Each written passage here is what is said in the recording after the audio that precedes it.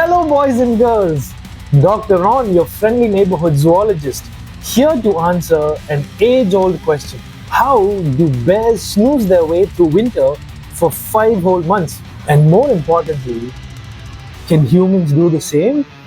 So grab a blanket, maybe some snacks, because today we are diving into the science of hibernation. Now, first things first, hibernation isn't just sleeping. A bear doesn't just roll over and snore and then wake up after 5 months feeling refreshed. It's actually a complex physiological process that helps them to survive winter's harsh conditions. So let's break it down.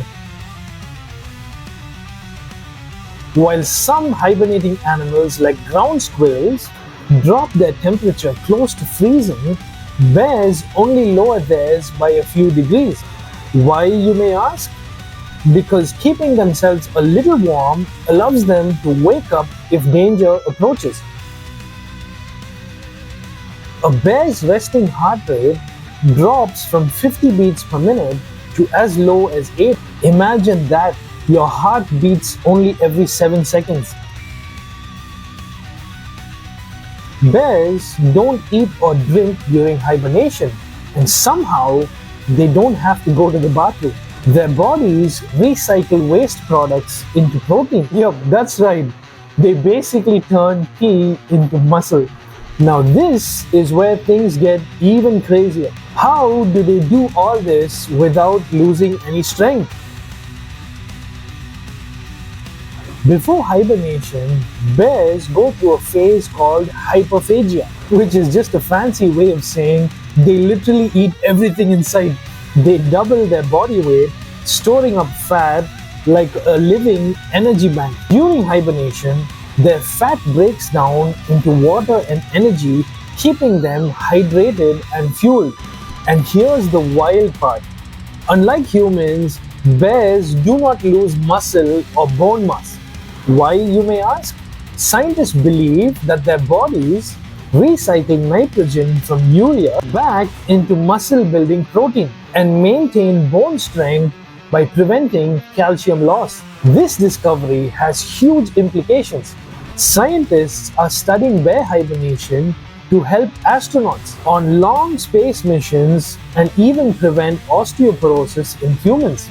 Imagine if we could go into a mini hibernation and wake up without any muscle loss. Okay, real talk. Could we hibernate? I mean, let's be honest. We all love a good nap, don't we? While we don't naturally hibernate, researchers are experimenting with something called therapeutic hypothermia, where they lower the patient's body temperature to slow down metabolism. Potential uses? Long space missions. Think astronauts on their way to Mars. Emergency medicine. Slowing down organ damage after a stroke or injuries. So while we may not be curling up in a den for months together anytime soon, science is taking us closer to real-life hibernation. Before we wrap up, let me hit you with some mind-blowing animal hibernation facts. Bear cubs are born during hibernation. Mama bears give birth in dens while they are still in tow fur. The tiny cubs nurse until spring when they emerge as fluffy little explorers. Some reptiles super cool themselves. Instead of hibernating, certain frogs and snakes can let their bodies freeze solid and then thaw back to life in spring. Hibernation happens everywhere, not just in cold climates. Some animals, like the fat-tailed dwarf lemur, hibernate in extreme heat in a process called estivation. Some birds hibernate. The common whirlwill is the only bird known to enter into hibernation, slowing its metabolism to avoid harsh winters. Alright, boys and girls, now it's your turn. If you could hibernate, which season would you like to sleep through? Winter or summer? Tell me in the comments. And hey, if you enjoyed this deep dive into the science of hibernation, don't forget to like, subscribe, and hit that bell icon so you never miss another episode.